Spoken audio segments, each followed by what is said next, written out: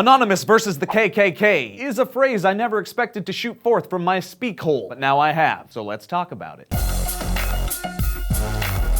Late last week, the notorious hate-embracing, white-loving KKK added to the tension brewing in Ferguson, Missouri after they distributed these flyers throughout the city. The too long didn't read summary of said flyers is that the KKK warns they will use lethal force to defend their community against peaceful protesters that get too unruly in response to the upcoming announcement of the results of the grand jury investigation of Officer Darren Wilson, who is the man that shot Michael Brown. The local chapter threatening to combat violence with violence is the Traditionalist American Knights, and they just doing what the KKK do. But in doing so, they inspired the online hacker collective Anonymous to do what they do. And what they did was hack 2 official Ku Klux Klan Twitter accounts as well as shut down a bunch of KKK affiliated websites. This was all part of Operation KKK, #OpKKK, which is a digital B-slap to Whitey. At Ku Klux Klan USA and at your KKK Central were compromised, and Anonymous tweeted numerous times from both, and each tweet was like an annoying pointer finger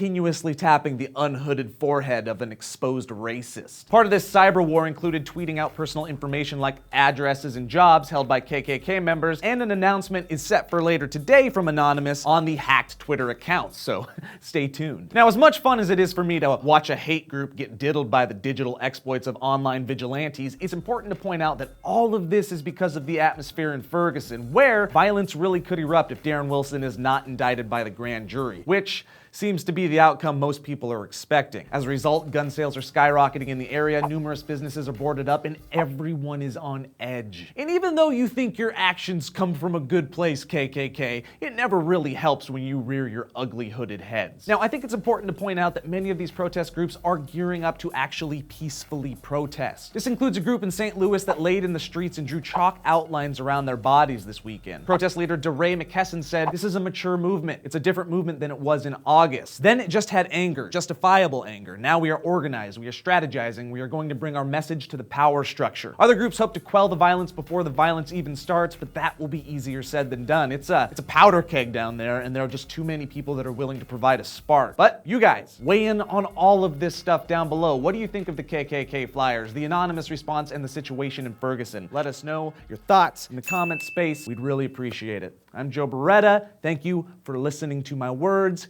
Cue outro.